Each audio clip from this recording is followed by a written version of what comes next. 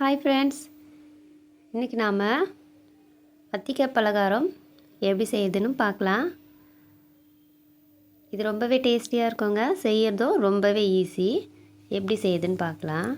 பாருங்கள், உளுத்தம்பருப்பை எடுத்து ஒரு 2 மணி நேரம் நல்லா ஊற வச்சு க்ளீன் பண்ணி தண்ணி வடிகட்டிட்டு ஒரு மிக்ஸி ஜாரில் சேர்த்துக்கலாம். இது நல்லா சாஃப்டாக அரைச்சி எடுத்துக்கோங்க. கிட்டத்தட்ட வடைக்கு அரைக்கிற மாதிரியே தான். இதுக்கு தேவையான உப்பு சேர்த்துக்கலாம். இதுக்கப்புறமா ஒரு மிக்ஸி ஜாரில் தேங்காய் சேர்த்து தேங்காய் பால் எடுக்க போகிறோங்க. பாருங்கள், அரைச்சி தேங்காய் பால் எடுத்து வச்சுக்கலாம். அந்த திப்பியெல்லாம் எடுத்து நல்லா ஃபில்ட்ரு பண்ணிவிட்டு அது கூடவே தேவையான அளவு சுகர் ஆட் பண்ணிக்கலாம். சுகர் ஆட் பண்ணிவிட்டு தேங்காய் கூடவே ஏலக்காய் போட்டு அரைச்சிக்கோங்க. இப்போ ஒரு வானலில் நம்ம அரைச்சி வச்சுக்கிற வடை மாவை இதில் குட்டி குட்டியாக விட்டு பொரிக்க போகிறோங்க. பாருங்கள், தண்ணி கையில் தொட்டுக்கிட்டு கொஞ்சமாக மாவு எடுத்து சின்ன சின்ன பவுலாக நம்ம போடணுங்க. ஏன்னா அது தேங்காய் பாலில் ஊறும்போது ரொம்ப கொஞ்சம் பெருசாக உப்பி வரும். அதனால் குட்டி குட்டியாக நம்ம போட்டுக்கணுங்க. பாருங்கள், நான் விட்டு காட்டியிருக்கேன் பாருங்கள். இது அதோட சைஸு.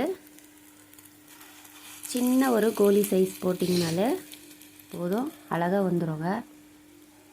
எப்பவும் போல் நம்ம வடை பொரிக்கிற மாதிரி தான், ஆனால் ரொம்ப கருக விட்டுறாமல் இந்த மாதிரி பதத்துக்கு எடுத்துக்கோங்க. பாருங்கள், ரொம்பவே சாஃப்டாக வந்திருக்கு. சூப்பராக இருக்குது பார்க்குறதுக்கே. இப்போ இது எல்லாத்தையுமே நான் பொரித்து எடுத்துகிட்டு வந்துட்டேன். இப்போ நம்ம ரெடி பண்ணி வச்சுருக்கிற தேங்காய் பாலில் இதை ஆட் பண்ணிக்கலாம். அவ்வளோதாங்க. ஆட் பண்ணி ஒரு 1 ஹவருக்கு நல்லா ஊற விட்டுருங்க. 1 ஹவர்ன்றது அதிகமாகவே இன்னும் ஊற வச்சிங்கன்னா இன்னும் நல்லாவே இந்த பாலையெல்லாம் நல்லா அப்சர்வ் பண்ணிவிட்டு செம்ம டேஸ்டியாக இருக்குங்க. அவ்வளோதான். நம்ம இப்போ போட்டு ஒரு முடி போட்டு க்ளோஸ் பண்ணி வச்சிடலாம். இப்போது ஒரு 1.5 மணி நேரம் 1 மணி நேரம் கழித்து நம்ம எடுத்து பார்க்கலாம். இப்போ பாருங்கள், அது எல்லாமே நல்லா பெருசாக உப்பி வந்திருக்கு. நல்லா தேங்காய் பால் எல்லாமே அதை அப்சர்வ் பண்ணிவிட்டு செம்மையாக வந்திருக்கு. இப்போ பாருங்கள், சூப்பராக இருக்குது. இது என் பையனோட ஃபேவரெட்டு. அவன் கேட்டான்னு தான் நான் இதை இன்றைக்கி செஞ்சேன்.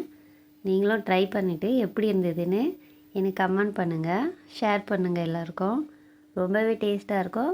ஈஸியாகவும் செஞ்சு முடிச்சிடலாம்.